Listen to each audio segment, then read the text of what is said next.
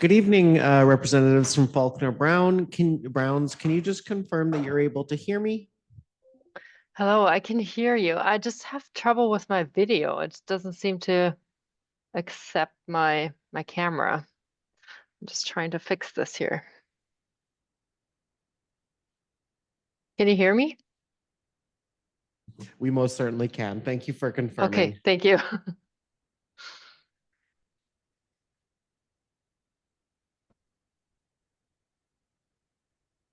If you go to the lower left corner, you should be able to start the video, but I think if you use the arrow on the top right-hand side of that button, it'll let you select the option.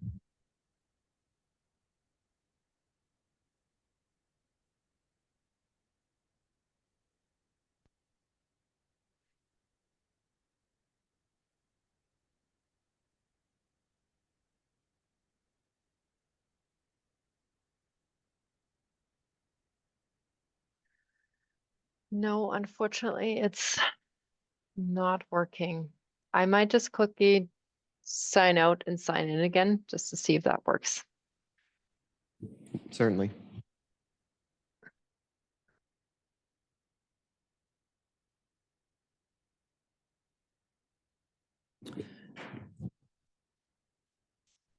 To those who are waiting, we'll just wait until we solve our communication problems and join. So just thanks for your patience.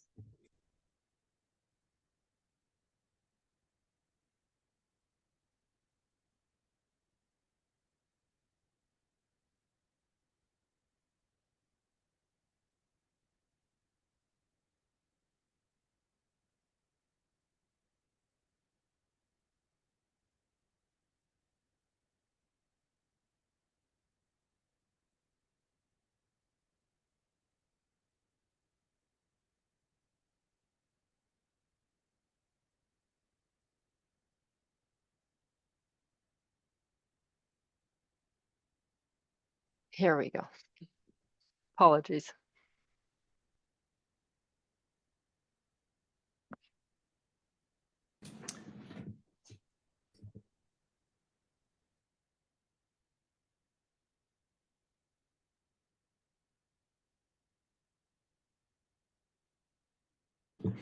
Just for your information, Faulkner Browns will be the second delegation this evening, so you'll be sitting there for a little bit. Thank you very much for your patience.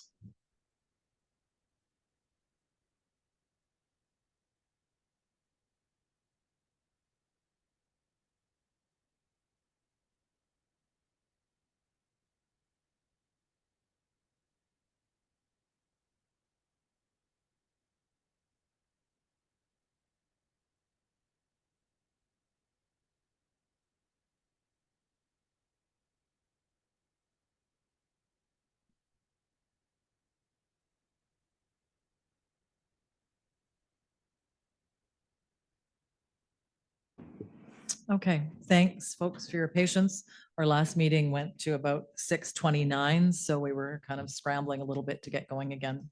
So I will reconvene this regular meeting of council, and it is 6:35 for the record. The town of Smithers acknowledges the Gitumden clan and the Wet'suwet'en people on whose unceded traditional territory we live, work, and play. And the public is notified that the meeting is being recorded and webcast, a notice of which is on the bulletin board outside these chambers. And for council, I'll just deliver regrets for Councillor Ray. He is going to try to join us later. And as we move to approve the agenda with your acceptance, we will just vary the agenda to move 14.3 and 14.4 to the end of the 14s.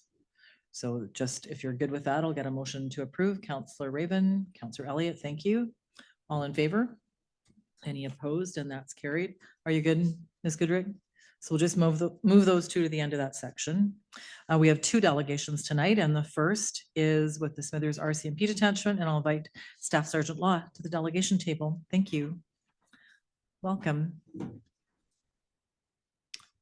And we'll cast it your way for your update. Thank you for joining us. Sounds great. Thank you very much, Mayor and Council, for having me here and providing me with the opportunity to speak with you this evening and provide an update with regards to the activities that have been taking place at the Smithers RCMP detachment.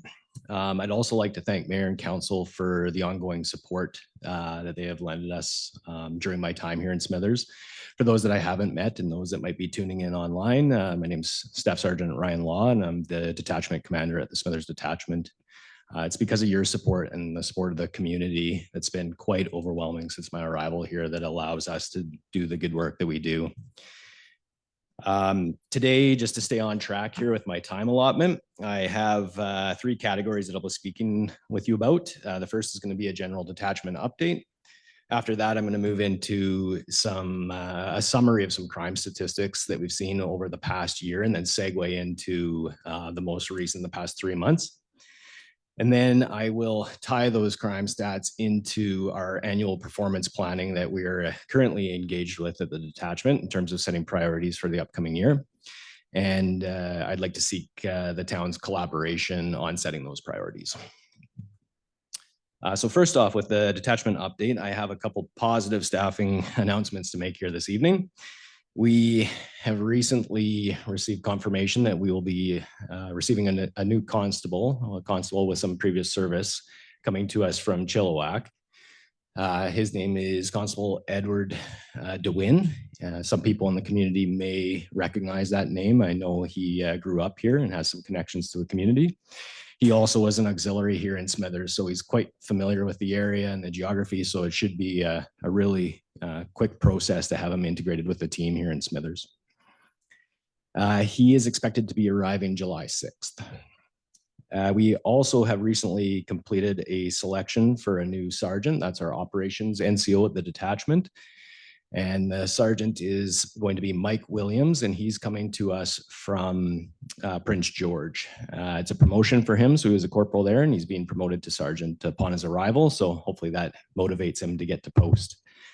He does have a house to sell, and he's going to be looking at the market here to facilitate that move. So we're estimating probably in the next 3 to 4 months, we'll have him in community here with us. He comes from an extensive investigative background.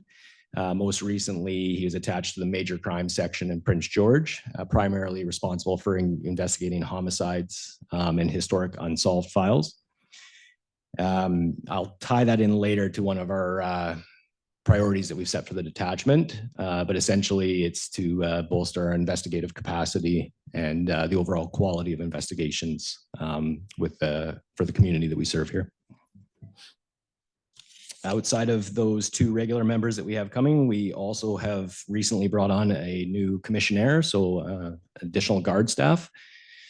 This individual is contracted to us from the commissionaires, and he is going to be available for an on-call basis to cover periods of leave for the guards that are working full-time hours currently.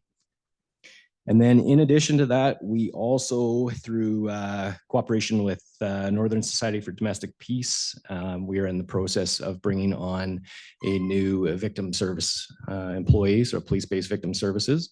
And that will allow us to engage with victims of crime to walk them through any type of like judicial process as far as when files have gone from the police to the courts. And then also in providing initial response to scenes and providing that initial crisis response.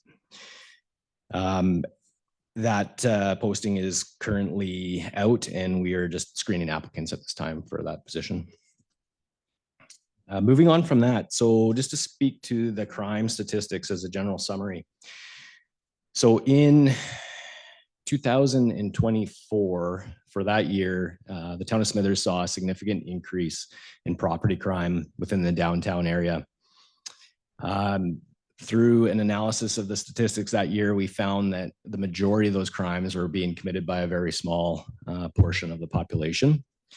And so we obtained provincial funding through the CSTEP process to conduct targeted enforcement towards those prolific offenders and to increase our patrol and visibility in the downtown area. As a result of that, in 2025, we saw a significant reduction in property offenses to the tune of 73%. Quite the drop for property crime happening in the downtown area. And I know not only through statistics, but also on a more subjective basis. We heard positive feedback from the downtown businesses and the chamber as well with regards to that exposure. With that drop, now when we move into the current period, most of the crime types or the occurrence types that we're facing right now are on par with last year. So I wanted to provide that perspective that 2025 saw a significant drop, and by and large, we're sitting around the same numbers as we were at this point in the year from last year. So the reason why I put that perspective in there is because I do feel like that's a good thing. We're still sitting where we were last year with that increased enforcement. One of the areas where we are seeing an increase, and it's been noted recently through our media releases as well, is with respect to check well-being files. Check well-being files, often we find policing is sort of more and more intersecting with various social issues affecting individuals. So whether that be housing or addictions or mental health. Oftentimes with respect to those files, the officer will receive a call from a member of the public who has concern for an individual that they see more often than not in an outdoor location. And they appear to have some sort of diminished capacity to care for themselves. And then more often than not, we're finding that when the officers engage with that individual, the solution to the issue to ensure that we don't receive those repetitive calls is to connect them with various support services in the community. So whether that be Northern Health through mental health outreach team or victim services or other agencies.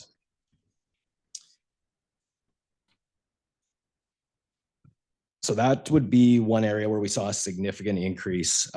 Actually, just within the last 4 months, there's been a 50% increase in check well-being files. So I'm going to tie that into our annual performance planning.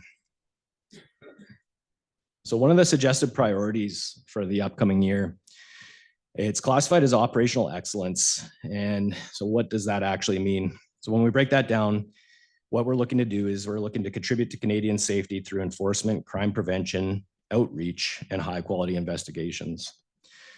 So going back to the new sergeant we have coming in, we're going to be relying on him heavily to continue increasing the quality of investigations. It's a vision of mine within the detachment to provide the community with the highest level of service that we're able to from our department. We play one role in the justice system. And I've heard over the years various criticisms about the different roles throughout the justice system, but what we're focused on is doing the absolute best job that we can do within our sphere of control. Quality of investigation would set Crown Counsel up to make the most educated decision on charge assessment before files go before the courts. So therefore increasing our success in that area for charge approval. With regards to crime prevention and outreach and enforcement specifically, these were initiatives that we aligned the CSTEP funding with in the enhanced patrols downtown. And those patrols were targeted at the prolific offenders and the property crime that was occurring. Now that we seem to have that relatively under control, however, we've noticed the increase in check well-being files. What we're looking to do strategically for the next year is to partner with various agencies or groups within the community, specifically with Northern Health. So we're developing a strategy right now where we're seeking provincial funding through the CSTEP program to fund overtime officers to conduct dedicated patrols in the downtown area in collaboration with Northern Health through the outreach team. So that's a strategy that's going to be forwarded, and hopefully with that close engagement, we're going to be able to prevent those repeated calls for service and then bring that call type down. And really at the end of the day, what that translates into is individuals that are in need of various supports being connected with those supports. So there is the humanity piece to that statistic there as well. In addition to the operational excellence priority, under that category, we do have road safety factored in. And the reason for that is we have seen a significant increase in traffic complaints received from the community by and large. And this is actually not just within Smithers, but the surrounding area as well. So it's something that's definitely on our radar at this point in time. And I know the Community Safety and Wellbeing Committee is also looking at this and has flagged this as an issue, as well as various neighborhood associations and individuals that I've spoken to personally within the surrounding areas. In terms of road safety, what we would be looking to do is create additional enforcement opportunities for the members to partake in. So that would be aimed at distracted driving, which is one of the leading factors contributing to collisions, as well as speed relative to the posted speed limit signs. Outside of operational excellence, our next suggested priority, and it's more of an internal priority, and it goes back to my desire for this detachment to become the best that we can become and control our sphere of influence, is the organizational culture within the detachment. Recognizing that healthy members, happy members are going to be better suited to serve the public. I could tell you, both through personal experience and then also in speaking with the members, the officers within the detachment, they are faced with moral dilemmas daily. They're faced with crisis situations daily, and that takes a toll. And I can personally speak to the dedication that these members have provided to the community, and continuing to show up, continuing to work overtime shifts, and being engaged in these initiatives to target these areas, such as the property theft occurring downtown, the upcoming initiative that we're planning, hopefully to partner with Northern Health and the outreach team, and the road safety initiative as well. So that's a commitment that I've made to the detachment and the members within the detachment, is to continue to improve the organizational culture internally. So those would be the suggested priorities that I would have. And then I would also, again, elicit the town for feedback on setting those priorities, which I hope to establish in the coming months.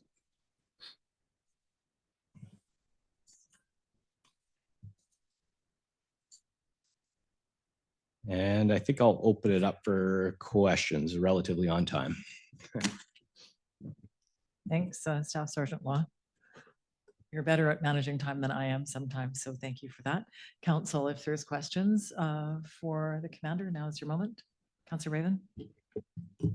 So a couple of comments before I get to my question. So I just really appreciated hearing about the collaboration with Northern Health. That makes a lot of sense. And I know last year you worked closely with our community safety officers, and that worked out quite well. Just thinking of future recruitment and retention, if memory serves, the RCMP has a youth camp or academy that occurs, and is that still ongoing? And are you actively, when does that occur? Yes, in the North District, that takes place within Prince George. That's where the academy is held. And I believe they actually recently concluded one, I think last month. Fairly confident it's an annual event. And if anybody is interested, I do encourage people to reach out, and we'll put them in contact with those that are responsible for organizing that academy. Perfect. Yeah, it's just one of those things where a lot of people might always think about maybe going into RCMP, but they always think they have to wait till they're 18. And it's just a youth academy is a great way to check things out. So wanted to highlight that program. Thanks, Councillor Raven. Councillor Patterson. Thank you, Your Worship. I just want to recognize and kudos to you on the operational excellence. I think a lot of employers forget to put people first, and it's incredibly important.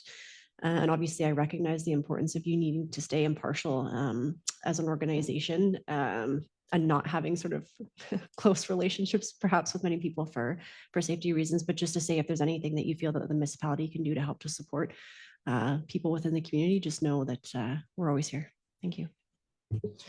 Yeah, thank you very much for the offer of support. And I will, I know I mentioned at the beginning, but I'll just echo it, the support that we've received from the community, especially in relation to sort of the overall increased transparency that every year we're trying to do a better job. We're very lucky and honored to have Constable Jocelyn Foydart at the detachment as our media relations officer. A lot of detachments this size aren't afforded that opportunity, not to speak of many of our other skill sets that we're able to capitalize on. But that increased transparency has led to increased community support, which allows our members to be more proactive and more engaged with the community, lending to better investigations, better information provided, and accountability by those that are making reports to the police. Any other comments, questions from council? Just a couple of things that the last exchange reminded me of.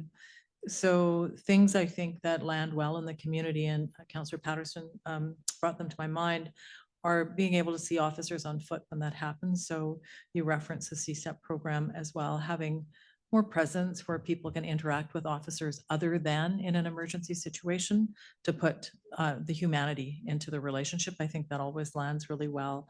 And I will comment as well on the media communications. There's lots of good feedback that's being received. So I'll just echo it, but I think you're seeing that response from the public as well that appreciate knowing what's going on as much as they can know what's going on.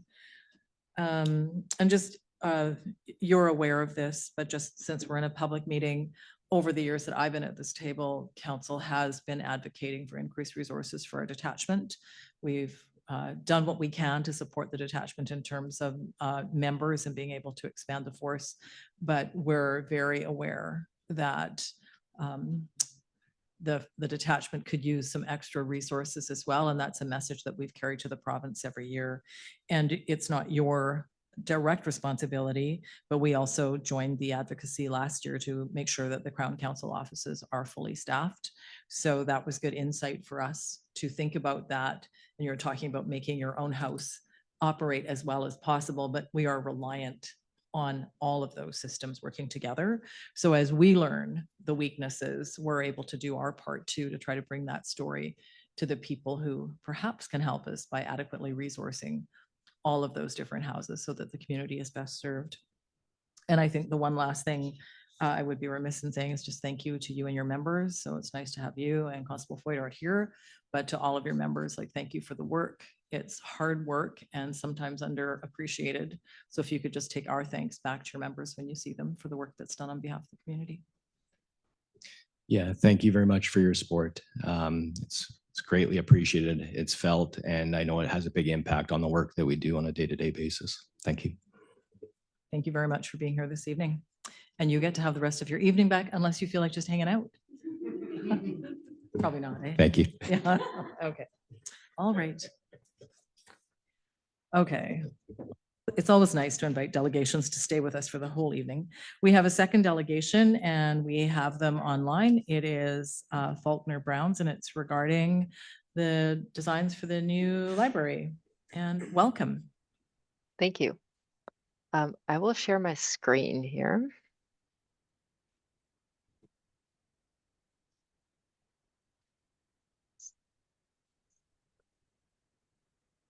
Okay.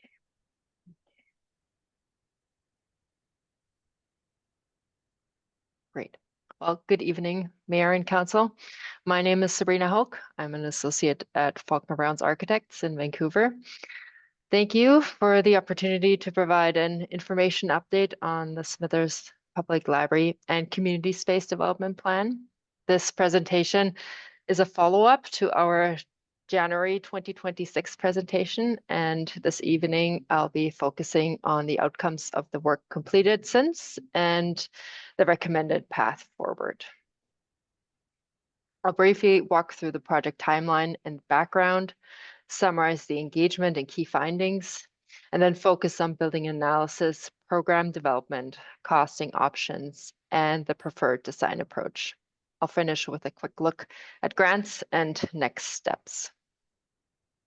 The project was carried out in two main phases. The first phase focused on setting clear project objectives, background research, and community engagement. And the second phase was developed a needs assessment, draft functional program, explored design options, and prepared a Class D cost estimate.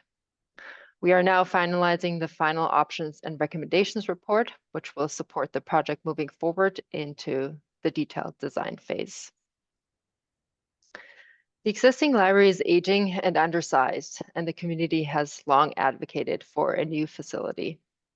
This project explores the opportunity to redevelop the former Heartstrings building at 3761 3rd Avenue as a new home for the library and offering a significantly larger and more modern space. Early on, we worked closely with town staff to establish clear project objectives, which guided both engagement and the evaluation of future design options. Building on those objectives, we engaged town staff and the broader community through a mix of in-person and online workshops, youth-focused sessions, and a public survey.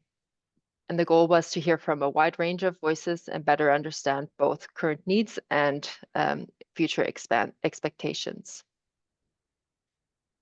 Engagement revealed consistent themes across a broad section of the community, including town staff, library staff, Indigenous partners, educators, arts and culture groups, accessibility advocates, businesses, seniors, families, and youth.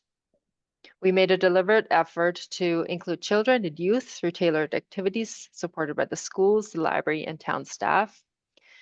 And survey participation reflected a broad demographic mix, reinforcing the library's role as both a local and a regional resource. Before developing design options, we undertook a detailed analysis of the existing Heartstrings building. We began by overlaying the existing library program onto the building and confirmed that the proposed program is approximately double the size of the existing library, which helped establish clear spatial constraints. Then we assessed building form and key constraints, including entrances, areas with vaulted ceilings, lower ceiling zones, and back of house and storage spaces. In parallel, we've reviewed mechanical and electrical considerations, including heating and cooling and fire protection requirements. Finally, we overlaid daylight zones with program needs to understand where public and highly occupied spaces could best take advantage of the natural light. And this analysis directly informed program layout and feasibility. Building on the analysis, we developed a draft functional program. We defined a critical base build, so the essential spaces that are required for the building to function as a library. And then we identified optional items that would be beneficial, but not necessarily essential. And this approach allowed us to carefully manage scope and align the program with the available budget for this project.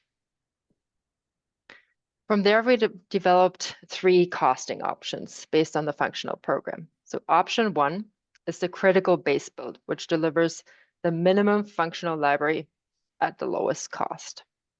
Option 2 combines the critical base build with selected separate price items, offering a balanced cost to benefit approach.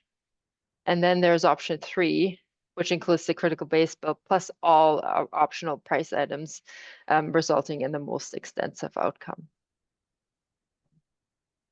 So to provide a little bit more detail, the critical base build includes all essential library spaces, plus built-in storage, all furniture, fixtures, and equipment for public and staff areas.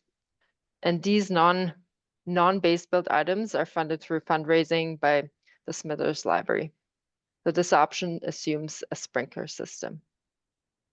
Then for option 2, which includes the critical base build items, plus targeted upgrades, such as the acoustic separations for the children's area, improved access to upper level storage, and an after hours community meeting room with a separate washroom access. And then we looked at option 3, which includes all the optional items and explores achieving code compliance through a fire rated ceiling assembly instead of a full sprinkler system. When comparing the options, staff identified option 2 as the preferred approach as it balances functionality, community benefit, and cost.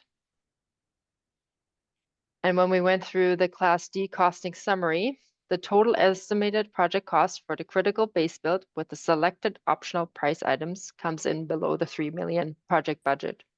So the Class D estimate is $2,838,500 and includes allowances for design contingency, construction escalation, and construction contingency. I'll now briefly highlight the key elements of the preferred design option. So the plan introduces a cozy community hearth with strong daylight access and street presence, and helping to activate the Third Avenue. And the children's area is significantly larger than in the existing library and is located in a prime daylit area of the building with direct access to program rooms and an accessible washroom. A centrally located service desk provides clear sightlines throughout the library and to the new public washrooms. While a flexible community meeting room here at the top left corner functions both as a meeting room during the library hours and is used as an independent meeting room after hours. The teens area is now more than triple than the size of the teens area in the current library. Overall, the layout supports welcoming public spaces, clear operations, and long-term flexibility for the library. In parallel, the town of Smithers is actively pursuing external funding to support energy studies for the building and advance sustainability initiatives for the project. And for next steps, with final reporting underway, the project is moving quickly into the detailed design development, including coordination with mechanical, electrical, civil, and code consultants. And construction is targeted to begin in August 2026, with project completion anticipated in the spring of 2027. Thank you very much, and we're happy to answer any questions. Thank you very much for the presentation, and just letting you know there are some people who maybe are library fans in the gallery, just so you know. Council, any questions or comments for the consultant? Councillor Patterson? Thank you, Mayor Adrell. Just hoping that someone might be able to expand a little bit more on the sprinkler system, or when we say no sprinkler system, I'm just trying to get a sense of, thank you. Okay, so we explored 3 options. One is the critical base build, where we assume the sprinklers, to achieve code compliance for the building, we're installing a sprinkler system. We were through those explorations. A sprinkler system comes with certain requirements, such as needing to upgrade the existing water services and a couple of add-on items. So we wanted to explore, is there a way to achieve code compliance without needing a sprinkler system?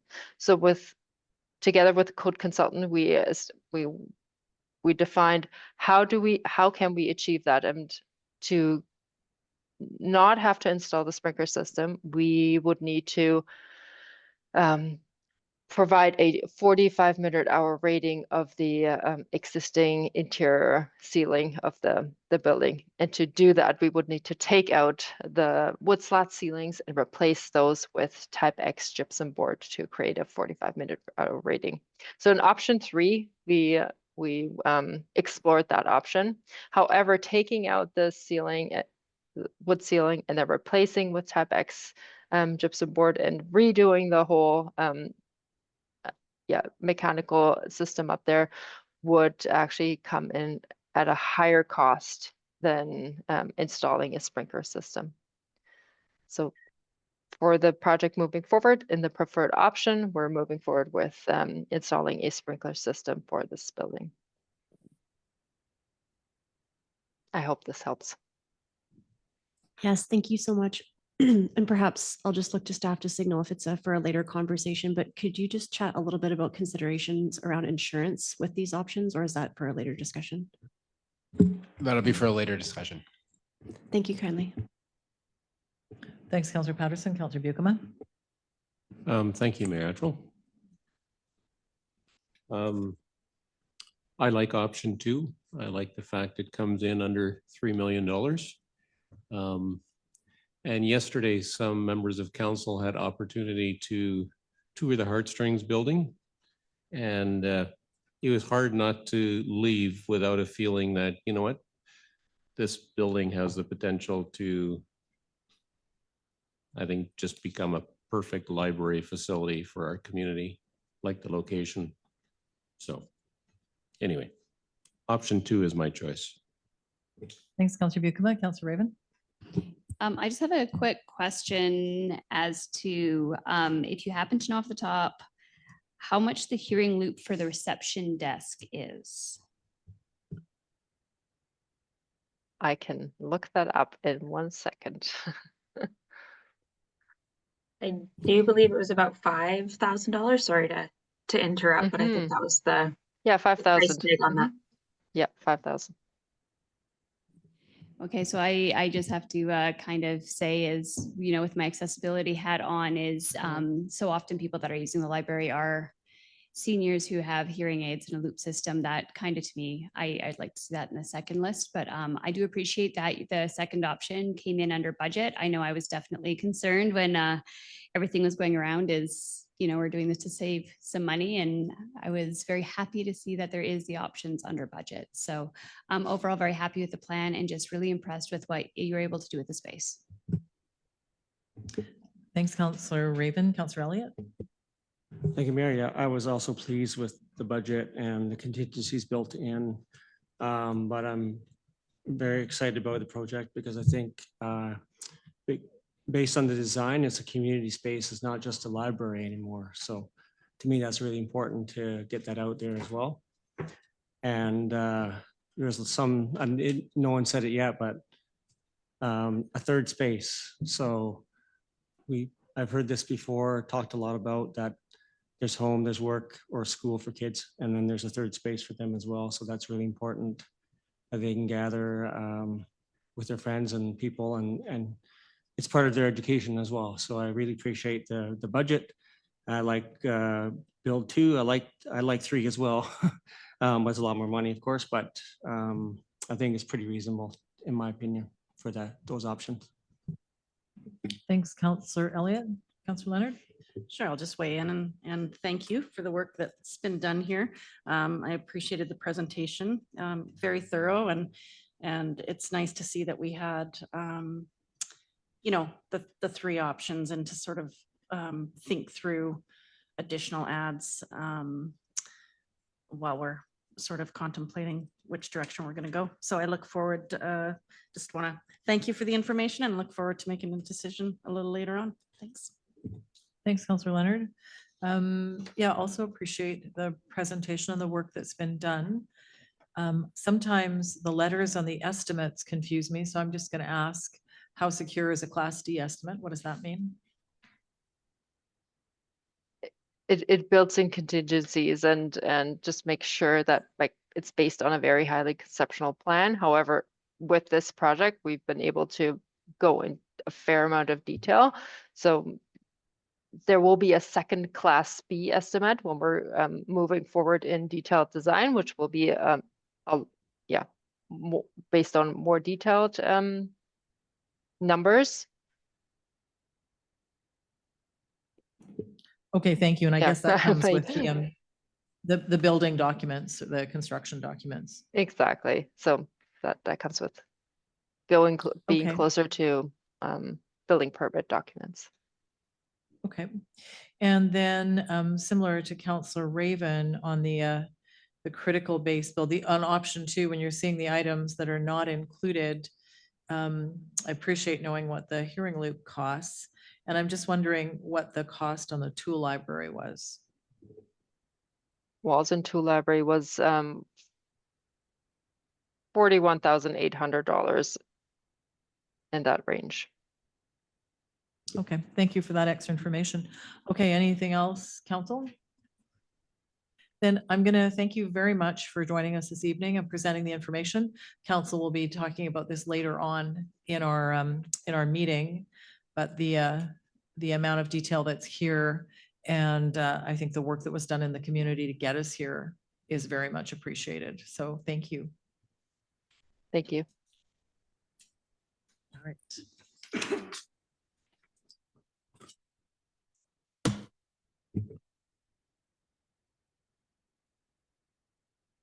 All right, council.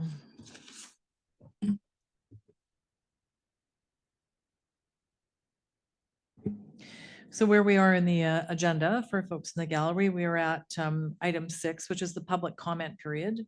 So if anyone is here to speak to an item on the agenda, that is different than the public hearing, and I'm going to get to that in a minute. But if there was someone here that wanted to speak to any particular item on the agenda, this is your moment.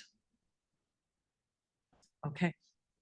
Then I am going to move on. So item 7.1 is public hearing, and the public hearing has been canceled, and bear with me, I'm just going to read the statement. Two folks in the gallery are here to speak to bylaw 2006, which intends to amend the town of Smithers zoning bylaw 1987 by changing the zoning designation of 3675 Alfred Avenue from LDR-1 low density residential to R3 medium density residential. I'm going to inform you that the town has canceled this public hearing. This is to comply with section 4643 of the Local Government Act, which prohibits local governments from holding a public hearing for proposed zoning bylaw where an official community plan is in effect for the area that is the subject of the zoning bylaw. And the bylaw is consistent with the official community plan.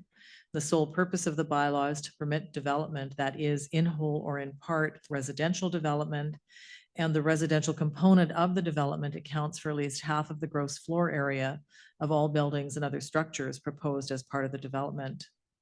The subject zoning bylaw amendment request qualifies for the public hearing prohibition requirements established by legislation, as this is the first instance of zoning amendment bylaw that qualified for this exemption in the town of Smithers. The town had erroneously sent public hearing notifications to property owners and had notices on the town's website and Facebook page. However, given the new information, the town cannot proceed with the public hearing process for bylaw number 2006. For the adoption of this bylaw, the town will follow the legislative process established for small-scale multi-unit housing developments that do not require OCP amendments. Right, thank you. And yeah, there's a lot, eh? Okay, where we are now is we're at the minutes. So section 8 for council, and up next, 8.1 regular council minutes for April 14th for adoption, please. Councillor Leonard, Councillor Raven, any errors or omissions? Seeing none, all in favor? And that's carried. And section 9, I'm just going to go to Mr. Schroeder. Oh my gosh, items released to the public. Wonderful. Thank you very much, Mayor Attrell. I have several motions to release to members of the public. The first is that council authorize the extension of the following select committee on community safety and well-being memberships until August 29th, 2026. That being Kevin Tyler from the Smithers Community Services Association, Lauren Benson from Citizens on Patrol, Leanne Helkenberg from the Office of the Wet'suwet'en, Mark DeHoog as a community member at large, Katie Lewell, community member at large, Barbara Balf, a community member at large, Christine Ann, Chris LaFrance, community member at large, and Sheena Miller, Smithers and District Chamber of Commerce. With respect to the Accessibility Advisory Committee, the council appointed Thomas Smith for a 3-year term expiring March 14th, 2029, and Monique Wells for a 3-year term expiring March 14th, 2029. With respect to the Board of Variance appointment, council appointed Greg Stokes to the Board of Variance for a 3-year term from May 1st, 2026 to April 30th, 2029. Sorry? George Stokes, my apologies. Thanks, Mr. Schroeder. Okay, jumping ahead then, council, there is no business arising, so we're going to section 11 in council reports. Councillor Bucama. Nothing to report this evening. Thank you, Councillor Elliott. Nothing to report at this time. Thank you, Councillor Leonard. I have a couple of things. So on April 20th, met with Mayor actually and our Minerals North committee to prep for the convention coming up next week. So we were stuffing delegate bags, and I think we probably stuffed, I don't know, is it 425 or 450? But we had lots of help and many hands, so it went very quickly. And just a reminder, Minerals North is here in the community, May 6th to 8th, and we're looking forward to hosting that event. I also attended on the same day just the monthly museum meeting. And on the agenda was discussion of their upcoming AGM. We haven't quite finalized a date, but it'll either be on the 19th or 20th of May at the Old Church. So stay tuned for information around that, and hopefully you can attend. Thank you. Thanks, Counselor Leonard. Counselor Patterson. Nothing from your worship. Thank you. Thanks, Counselor Patterson. Counselor Raven. All right, I'll just go through my report and then I'll double back to the accessibility committee. So April 15th, the accessibility committee did meet. On April the 21st, there was the Northern Health Community Leaders Roundtable, where they had all the directors at the Prestige, and local leaders got together. There was two kind of topics. One was recruitment and retention, and the other was seniors. So I just made sure to highlight the need for a long-term care facility and just wanting to keep everything on track. And then also through recruitment and retention, I highlighted that new hospitals attract workers.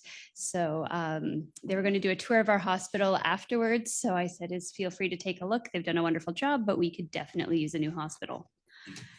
April 23rd to 24th, I did attend the end-to-end women's gathering through my day job, but it was delightful to see quite a few Smithers residents from across industry and Indigenous entrepreneurs there. And then on April 25th, I attended the first Earth Day event. So shout out to the planning committee that put all that together. Never participated in a stroll parade before. That was fantastic. So everyone walked, biked, skateboarded down Main Street. So anything that was foot powered. And there was probably a couple hundred people at the square. So it was well attended. And then that evening, I got to channel my inner Justin Timberlake, and I performed in the lip sync battle for the Smithers Multicultural Society. It was lots of fun. Apologies for the glitter that was left on stage. That was definitely from me. But just a shout out to all the other participants. It was a lot of fun. It definitely takes a lot to get out there and do that, but it was a lot of fun. And finally, on the 26th was the Daffodil Dash in town. The weather was great, lots of participants and a barbecue, and it was just good to see everyone getting out and supporting and raising money for cancer research. All right, so then back to the Accessibility Committee.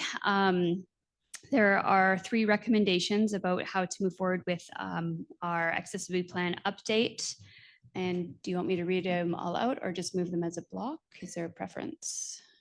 A couple of things. I don't think we've moved acceptance of the minutes, so let's do that. And then we don't need to? Okay, fine. Then let's just do them one at a time, just in case.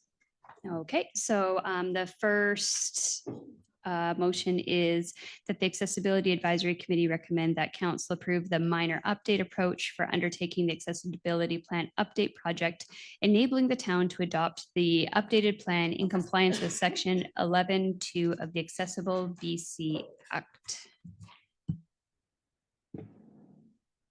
Okay, seconder. Councillor Buchanan, discussion or questions? Councillor Leonard.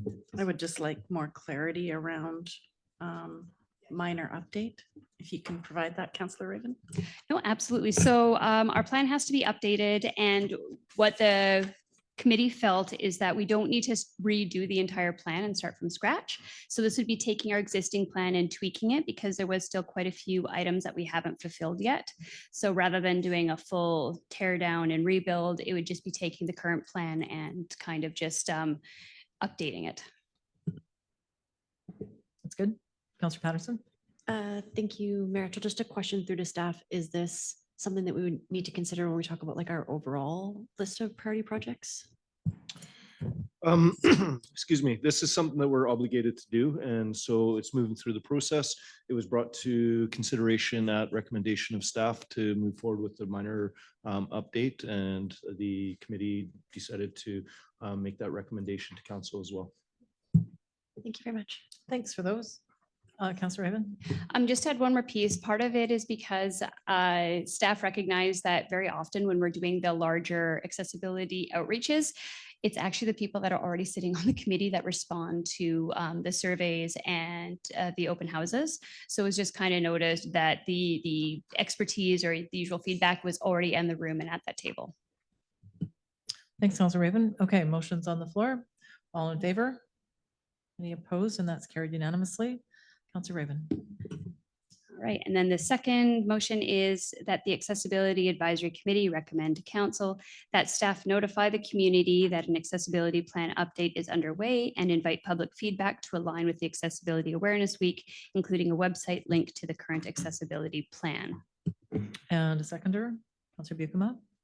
And I just kind of noted that Ms. Goodrich, you're able to just take is to recommend that council direct staff. Okay. Any questions for Councilor Raven? Councilor Raven. Just the comment that this is just in case someone was missed or if there's someone that moved to the community, this still offers the community feedback portion. Thank you for that. All in favor? Any opposed? And that's carried unanimously. And Councilor Raven. All right, and that the committee recommends that council recommends staff or direct staff, sorry,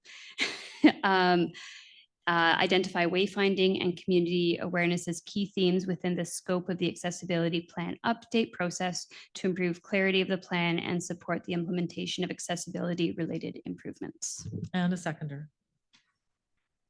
Councilor Bucama, thank you. Any questions? All in favor? Any opposed? And that's carried. Councilor Raven's done. Okay. Where am I? Councilor Ray, I don't think has joined us yet. And council, with apologies, I distributed a report. I didn't get it in time, but there was a couple of things I wanted to note and I had a copy for senior staff as well.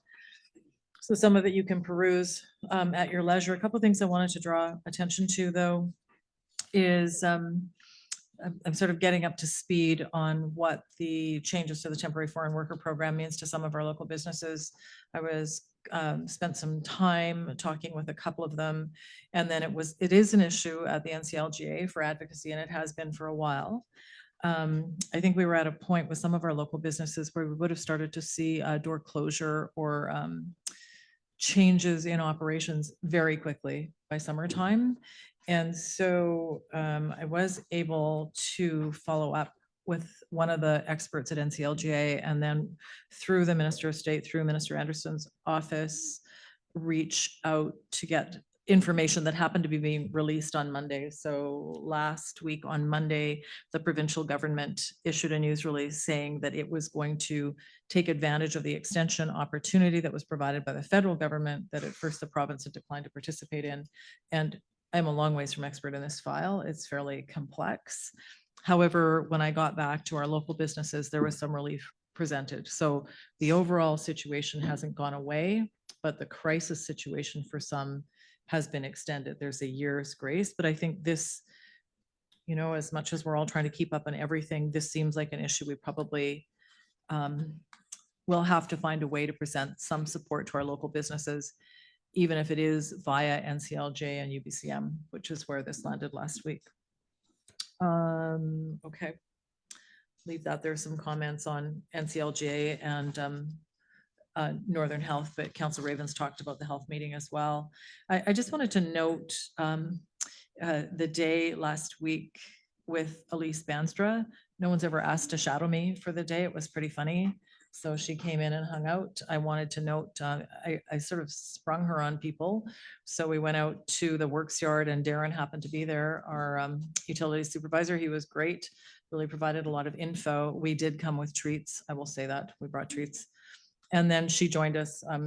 Councillor Leonard referenced the stuff the bag thing. So she wanted to sort of be able to do what I was doing, and that's what I was doing. So, but it was really interesting to have someone from a youthful perspective to ask questions like, why did you run? What are the skills? What are skills that other people need to have? Because I think in this job innately, you run often because other people ask you to, and you don't really think about, not very many people end up here because they really thought they wanted to be here. We tend to fall into these jobs. It was a really fun day actually. And credit to Ms. Banstra for hanging out and just doing whatever I was doing. And then last week for me was a UBCM week, and it was pretty interesting to be a part of the board in Victoria. I've heard the phrase advocacy days for quite a long time. It's a highly structured meeting with UBCM and the provincial government. UBCM has many functioning committees, and each committee has priorities, and UBCM has overarching priorities. So I did put a little bit at the back, just the priorities for local government that were raised with the ministers from the premier and through opposition MLAs, so opposition leader and very many opposition MLAs. So it was a all of government delivery. So it was interesting to be a part of that, and it gave me a new appreciation for the structure and the staff research that UBCM delivers on all of our behalf. So that was really great. Oh, and as NCLGA president, because I happen to be in Victoria, the Association of Vancouver Island and Coastal Communities Association, like NCLGA, was meeting. So I was able to just drop into that one because I happened to be there. Last week, at the end of the week, the Smithers and District Transit Committee met. So Councillors Patterson and Ray were there as well. And there will be some things coming back to council in terms of how we how we look at the bus stop shelter and some of the social issues that happen there. So I'll leave that until it comes from staff. Okay, and then the rest is just for your reading, should you choose to read it. And I'm sorry that I didn't get it in on time. If there's any questions, I'll take them. Councillor Patterson. Thank you, Your Worship. I just wanted to say I really appreciated your comment around the temporary foreign worker program. So as someone who opened a small business earlier this year, what an exhaustive, onerous, expensive process that is. So I would really love to support further conversations around how we can support small businesses. My eyes are completely wide open to that process now. So I had done a job posting specific for childcare. I would say 99% of my applicants were temporary foreign workers. It was incredible to see the crisis that faces not only our community, but BC and abroad. And they are pretty relentless. While I appreciate the process is there for a reason, if you make any small minor error in that process, they shut your application and you have to start again. That process took me 4 months and cost me $1,000, and I'm back to square one. So I just want to say it is incredibly difficult. So I really support you and continue to have this conversation and about how it deeply impacts our community. So thank you for that. Thanks, Councillor Patterson. Okay, council, I think we're through that. So we are going to skip to the staff reports. So we're going to go to, let me catch up, 14.1 from Mr. Schroeder on election official remuneration policy. There is a recommendation. Is there anything you wanted to add, Mr. Schroeder? Thank you very much, Mayor Attrell. Just one of the things I wanted to note that I didn't necessarily comment on in the report itself is the challenge of finding comparable communities to compare the town of Smithers against. Much of the information on election official rates of pay is not posted publicly and or not readily available and or from previous elections. So this is as much information as was readily available through some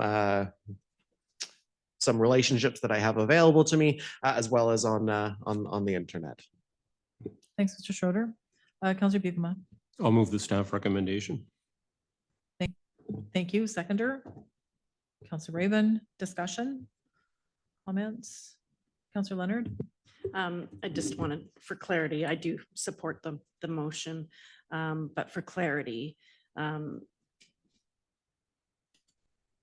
maybe this is in the next motion, now I'm just thinking it, but if we're appointing town staff, this is pay over and above their town pay.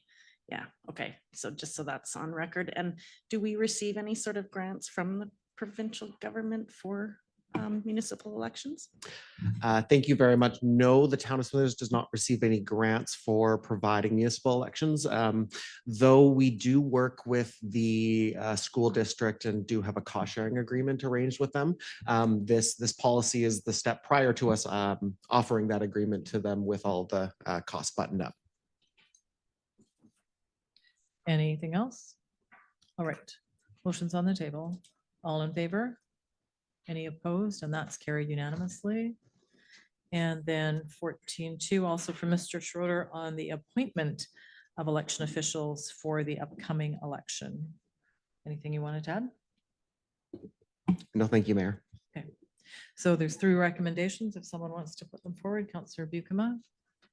I'll move all 3 recommendations. Okay.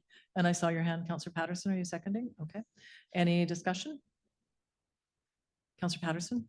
Thank you, Mayor Atchell. I just want to thank staff for just the amount of volume of work that goes into this. Just even seeing at the provincial level, how much they struggle with getting people involved in this process. So talking about remuneration, I mean, they struggle to even get people to want to be involved. And I think more and more, we're going to start to struggle to see people wanting to be involved, given the amount of work that goes into it and how little they receive in support for that. So I just want to start to thank people for their involvement, both at the municipal and provincial level, because I didn't realize how much work goes into it and how little people are compensated for their time. So thank you very much. Thanks, Councillor Patterson. Okay, motions on the table. All in favor? Any opposed? And that's carried. Okay, so keeping with the varying of the agenda, we're going to jump to 14.5. And that's report from Ms. LeBlanc, who is joining us virtually. And there are recommendations. Are there any questions of clarity before we put that on the table? Okay, then if someone wants to move the motion, Councillor Raven moves, Councillor Elliott seconds. Ms. LeBlanc, is there anything that you wanted to add? Nothing further, no. Okay, council, comments or questions? Okay, things are going easy peasy here tonight.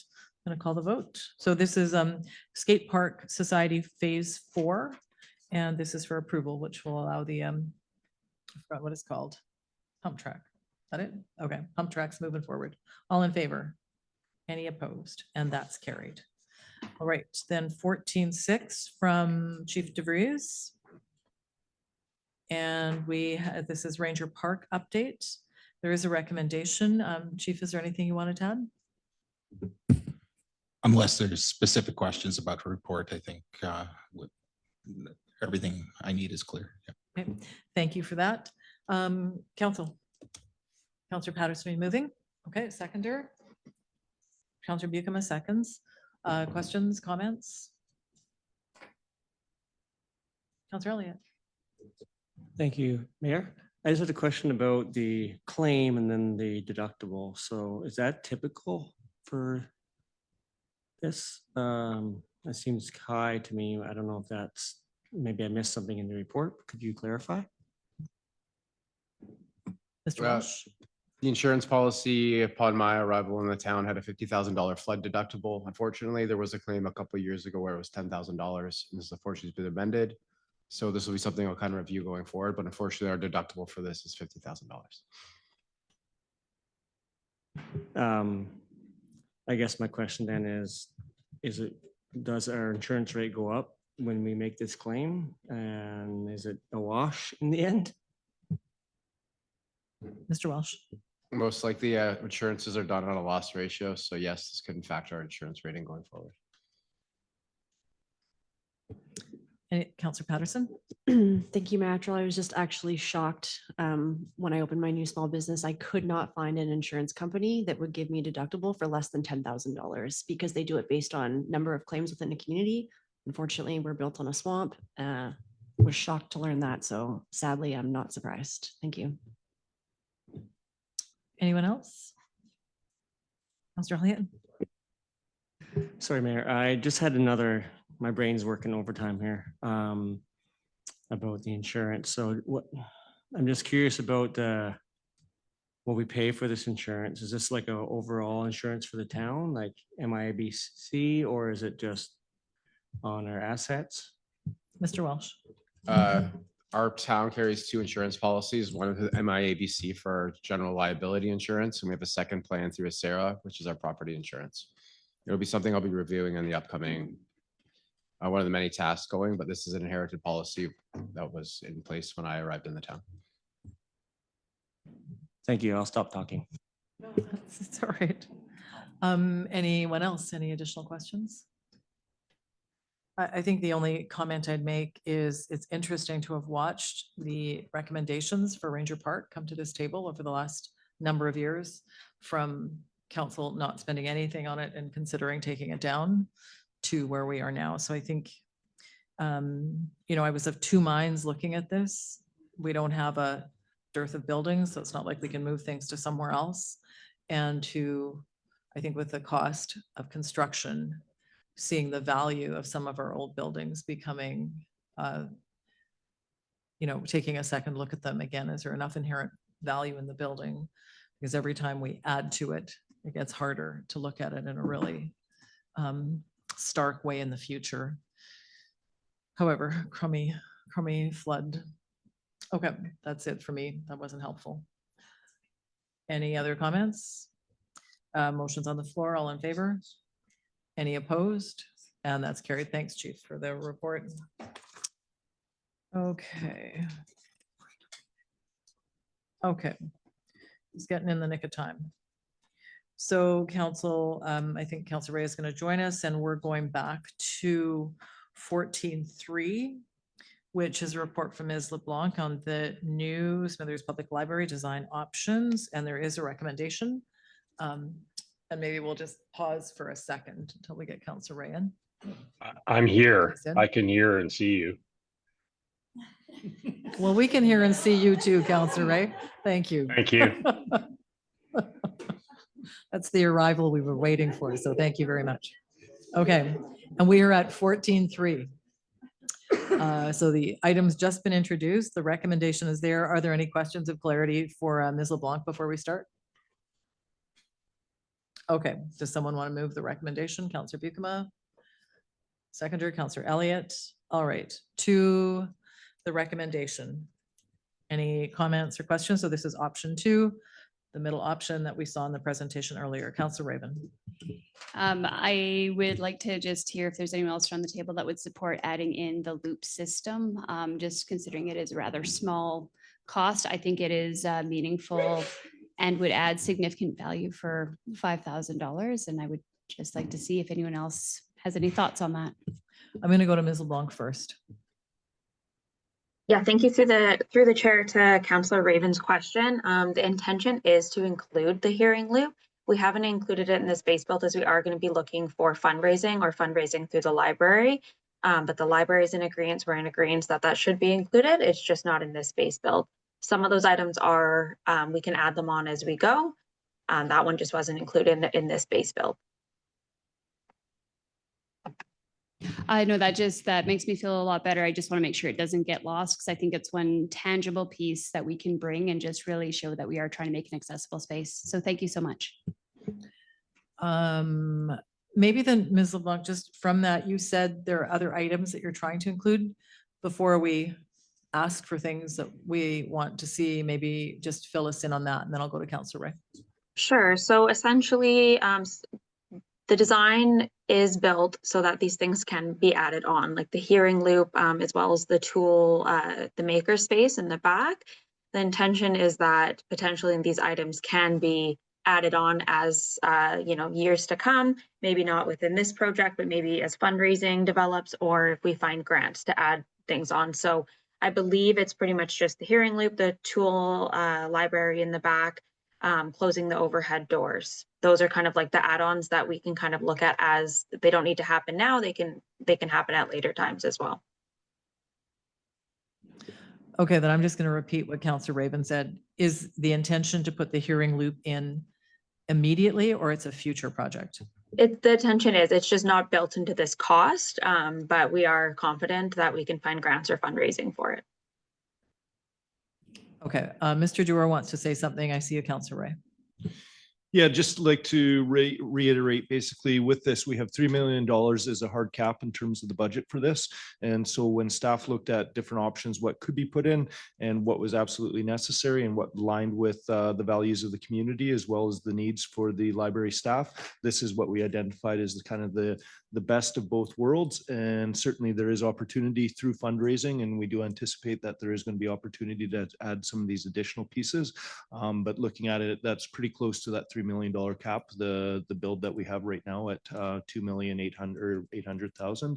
And just kind of recognizing how construction can go, we want to make sure that we're competent and comfortable to be able to build this for under $3 million because we do not have finances above that.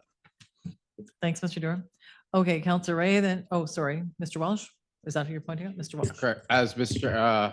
Duar advised, but also have to make sure we have plenty of contingency during the renovation phase and kind of making sure the essentials are placed into the main budget we're going for now, and then kind of deviate going forward with as kind of things come in. But we do also want to have some buffer in the budget when going forward when preparing this project. Thanks, Mr. Welsh. Okay, Councillor Ray and then Councillor Bucama. Yes, thanks. And thanks to everybody for delaying this so I could take part in this discussion.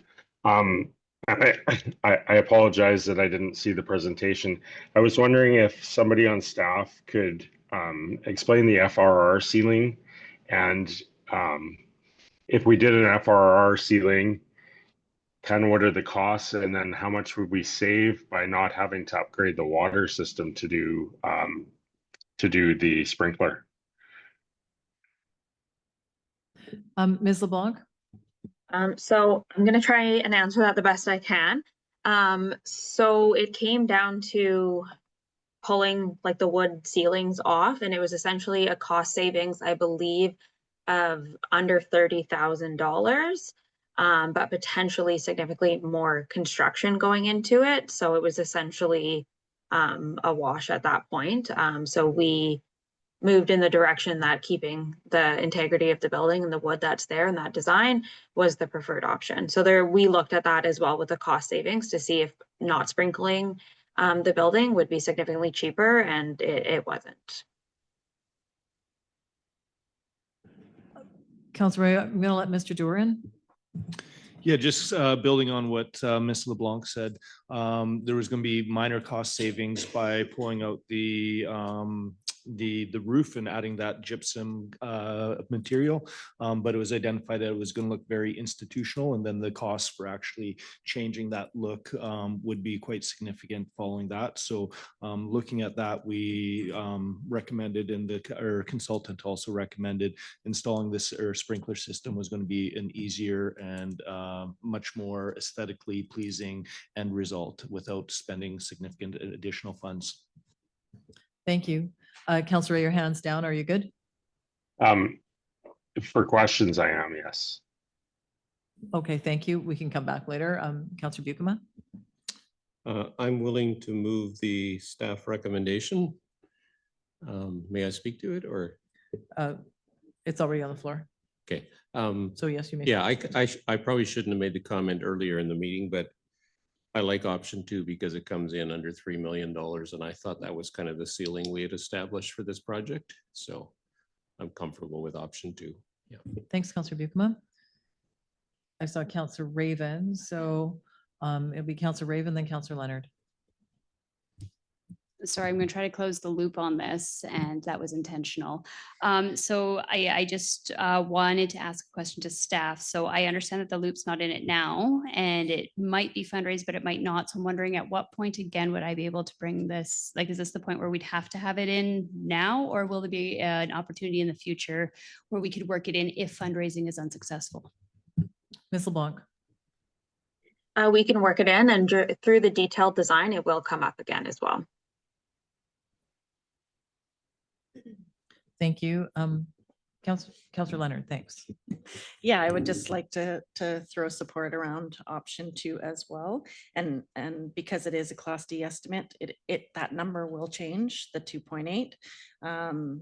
It is under the 3. I think the architect listened to us and listened to staff, and we have the public library here in attendance, and they're listening. You know, I think if we want additions, we really have to get the community on board and fundraise and do the best we can to generate some cash that way. So we're not completely on the hook, but definitely I support option 2. Thanks, Councillor Leonard. Councillor Patterson. Thank you, Mayor Attrell. So while I support the creation of a new library, I can't support number 2, only when I think about the rising cost of building. It's unfortunately in the multi-millions.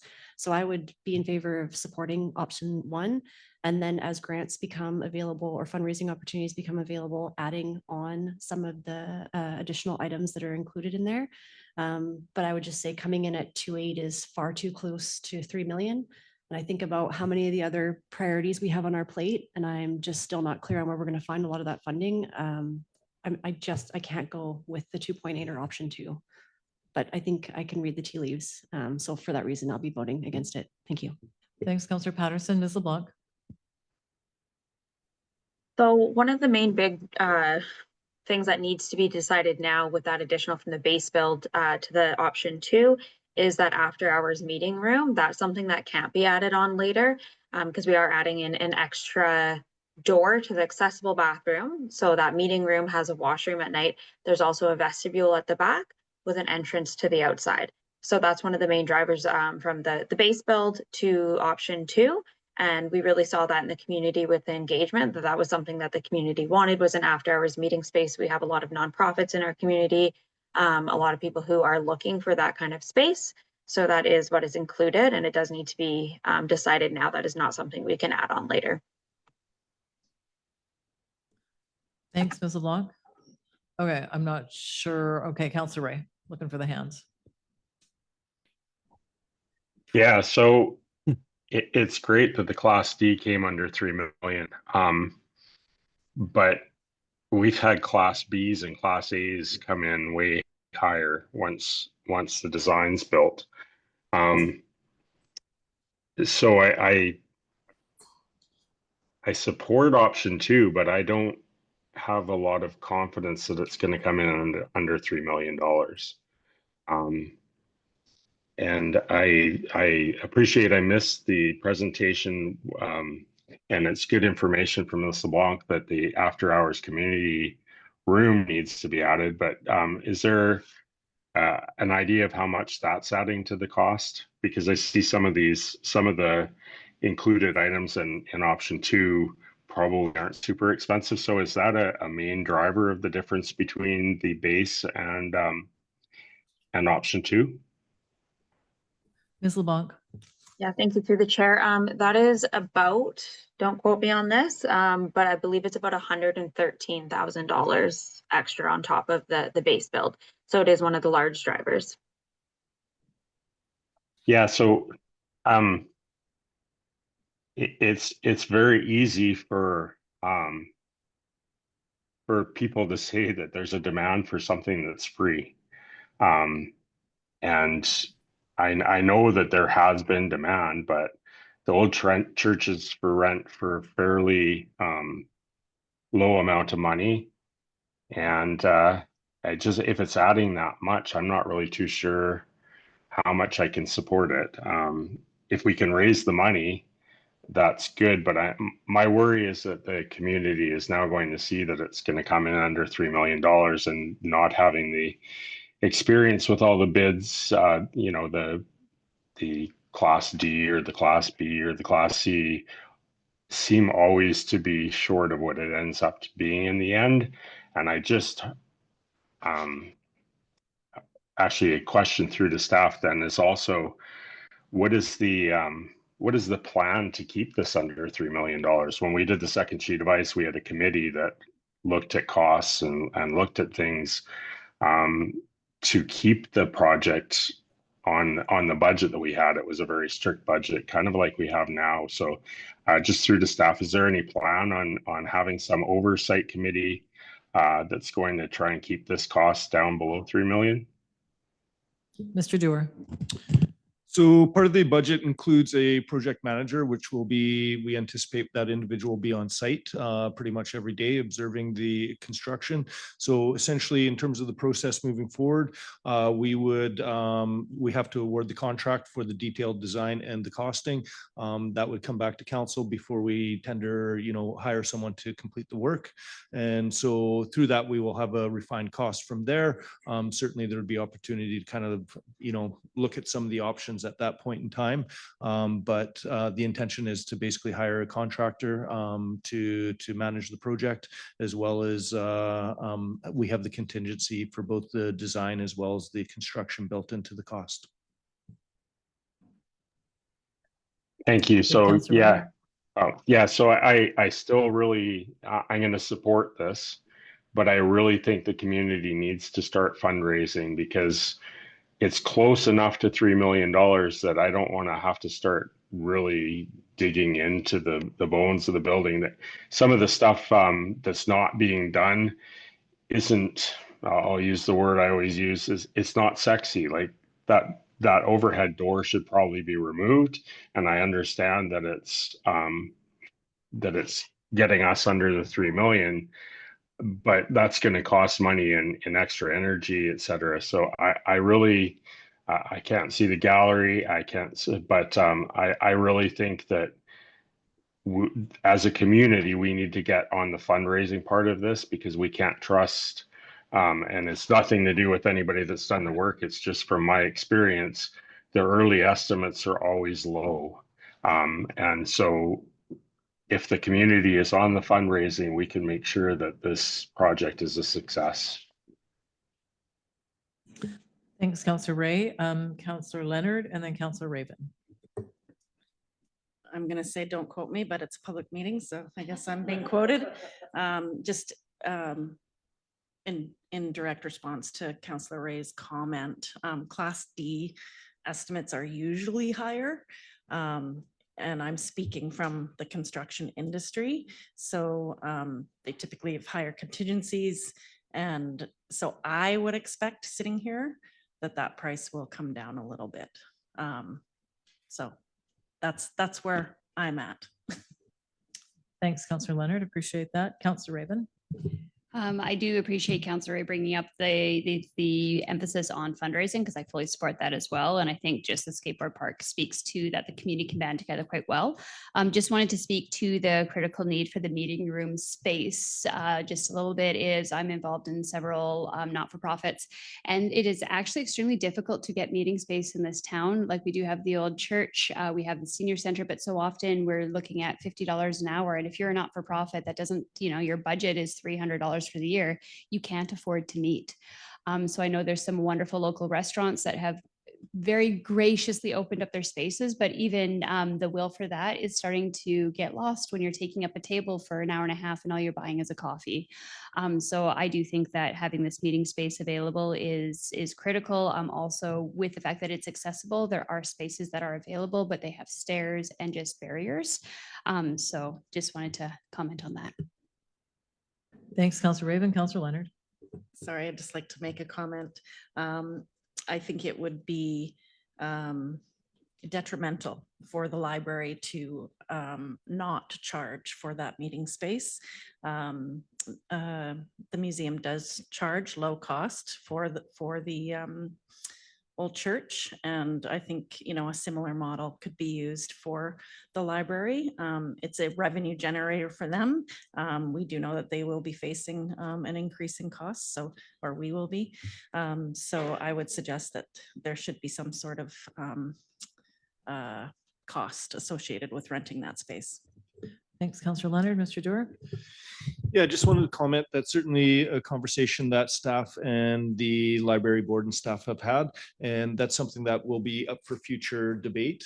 When we look at this additional meeting space, we're not only looking at it in terms of the demand for the community right now, but we're creating a library that's going to serve the community for the next many decades to come.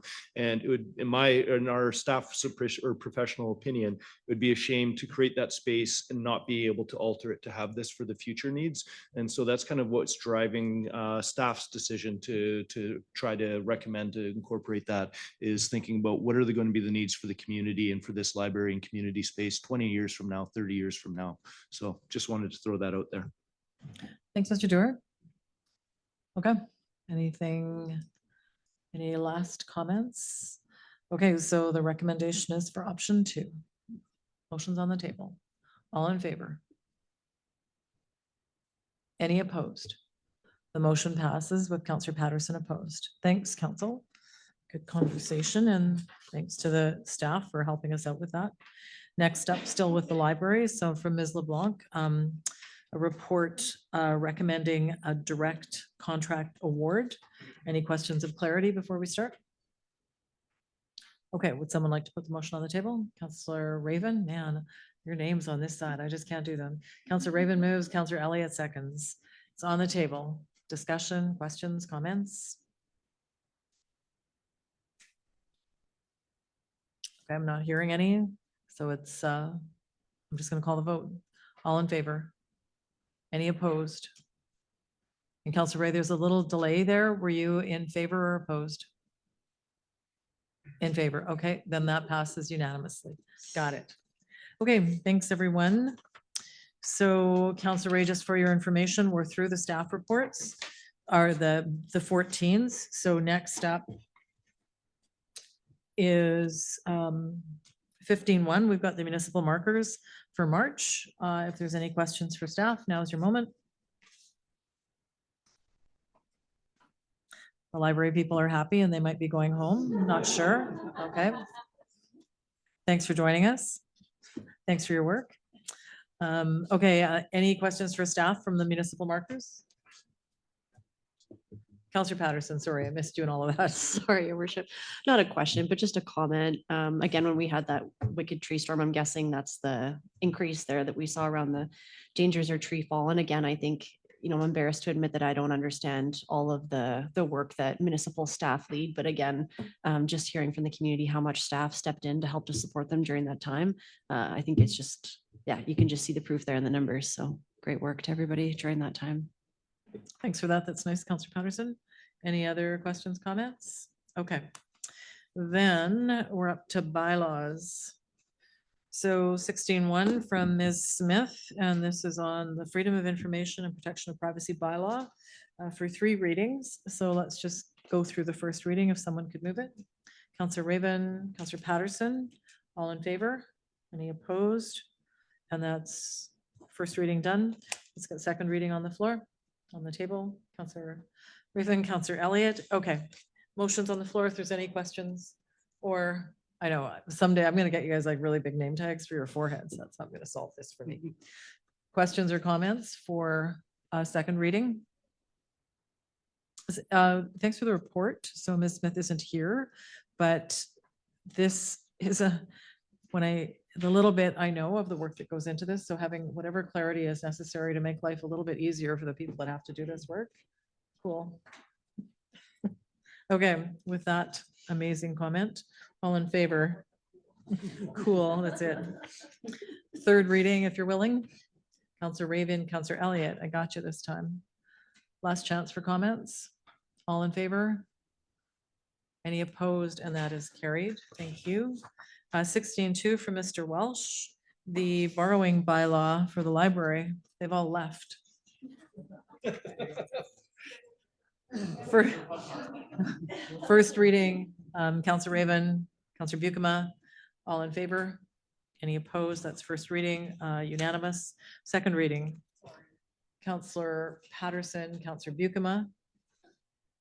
Oh, you were voting against. I'm Thank sorry. you. You're okay. Yeah. Okay, sorry, I'll back that up, Ms. Goodrich. So first reading carried with Councillor Patterson opposed. Okay, sorry, thank you for that. Councillor Bucca is moving second reading, and over here, Councillor Elliott, will you second? Thank you. Any discussion? Mr. Welsh. Chair, one thing I'd like to bring to the board's attention, there's a recent change in municipal borrowing bylaws or municipal borrowing laws in 2025, and which has increased the approval free zone, which is the amount of a municipality can borrow without kind of going through electoral assent. And that was increased from 5% to 10% of like your servicing amount for revenue. So I just want to be that very transparent in that process, and just for the public to be aware of like that's how this process is going. The town is not legally required to borrow or to do electoral approval for this borrowing. Thanks, Mr. Walsh. Appreciate that. Okay, I'm not seeing any hands. So this is second reading. All in favor? Any opposed? And that is carried with Councillor Patterson opposed. And third reading, please. Councillor Raven, Councillor Elliott. One last try. Councillor Ray, do you have your hand up? Sorry. Or are you voting? Yeah, no, I just wanted to get one more plug in and reiterate, maybe there's different people watching this time. The community needs to raise funds. We don't want to be borrowing this money. It's only there as a stopgap. Thanks, Councillor Ray. Okay, and all in favor and opposed? Carried with Councillor Patterson opposed. Thanks, everyone. Okay, 16.3, so we're up to the 5-year financial plan, bylaw 2009 for first reading. Counselor Leonard, Counselor Bucama. It's first reading, so all in favor? Any opposed? That's carried unanimously. Second reading. Counselor Leonard, Counselor Elliott. Any discussion? Seeing none, all in favor? Any opposed? And that's carried. And third reading. Counselor Elliott, Counselor Leonard. Any discussion? Counselor Patterson? Just recognizing that Director Welsh is somewhat new to the organization and just really impressed with the work that was done. And I recognize obviously all staff contribute to that, but great work. Thanks. Yeah, thanks for that, Counselor Patterson. It is good to note. We're going through things pretty quickly now after a lot of work and a lot of meetings as well. So probably ought to acknowledge that. So thanks for bringing our attention to it. Yeah, 5-year financial plan. It's just a few words and it was a lot of effort and does affect not only this year, but future years. It's on the table. All in favor? Any opposed? And that's carried. And then 16.4 from Mr. Welsh. This is the tax rate setting bylaw. First reading, Counselor Bucama, Counselor Elliott, all in favor? Any opposed? And that's carried. Okay, second reading, Counselor Raven, Counselor Leonard. Discussion. Any comments? Okay, all in favor? Any opposed? And that is carried unanimously. Third reading, Counselor Bucama, Counselor Patterson. Last crack at discussion. And maybe I'll just note, taking the cue from Counselor Patterson, also a lot of work, a lot of discussion that has gone, work through staff and discussion by council, but this does set our tax rates for this year, sort of all the, what various tax classes will be paying. Sometimes a bit of a strain for those in the different classes, but there we go. All in favor? Any opposed? And that's carried unanimously. Thanks, Mr. Welsh. And if you don't mind extending that, thanks to your staff as well. Okay, we are up to the 17s. Or the 17, because there's one of them up there. So it's just regarding NCLGA and the Northern Health invitation. So does council have a preference? I'm not sure how many people are attending NCLGA and want to comment on this time.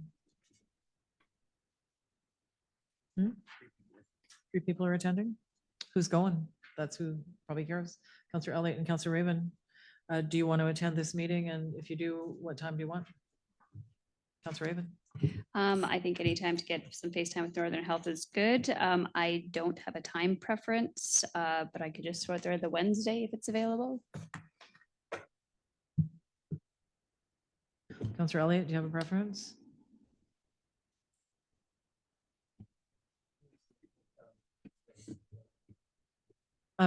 Councillor Elliott, I can't hear you, and then I'll go to Mr. Schroeder.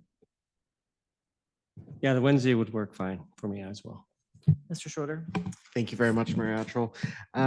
We will try to get the Wednesday. However, Northern Health certainly books up fast, and we'll usually try to squeeze us in a place wherever works for them. Yeah, thanks. And to Councillors Elliott and Raven, this NCLJ will be a bit tougher for me. I will be there, of course, but as president of NCLJ, I have my own agenda that is handed to me by staff there. So I will do my very best to be there as well. But just a heads up that I might not be at that particular meeting. So we'll try to make sure that there's good information provided to you for that meeting. Okay, do you need a motion for that, or we're good with direction? Yes to a motion? Okay, then we want a motion to ask staff to try to get us a meeting on Wednesday. Councillor Raven moves, Councillor Elliott seconds. All in favor? Any opposed? And that's carried. And I guess if you can't, then you work at Thursday, right? Okay. Okay, and folks, anything from the 18s that you wanted to pull forward? I'm just going to direct attention to 18.3. I mean, we can't attend because of when it is. It's fairly short notice. I'm not sure if staff are sort of involved in this. I met Mr. Bonato at some meeting recently. And it really is an interesting way to think about how we would fill in, you know, some housing components. It's not something that has really landed in Smithers, but it's, you know, if you have a chance to sort of pay a little bit of attention to this, some of our neighboring communities are working hard to try to figure out how do they increase housing stock in a way that might be more affordable and be able to crush into smaller spaces. I didn't really mean crush, but be able to put more units per smaller space. So it is pretty interesting, but I'll leave it at that. The dates just don't work, I don't think, for any of us here. Okay, if there's nothing else, actually, Mr. Schroeder, what's the right motion? We're going to, oh, I've got them right here. Okay. Right, thank you for that. So for the advice of council, we're going to go back into closed. So I'm just going to move again that pursuant to section 1992 of the community charter, this regular meeting of the council be closed to permit discussions concerning four items under section 91A, one item under section 91C, one item under section 91F, and one under section 92B. And a seconder, please. Councillor Raven, all in favor? Any opposed? Okay. And we're closed. Okay, so we'll just take a moment. Actually, can we just, yeah, let's take a few minutes here. Should I stay on this one or do I need to go back to the closed link? You can stay on this one, Councillor Ray. I will disconnect the live stream here momentarily. Thanks, Mr. Shorter.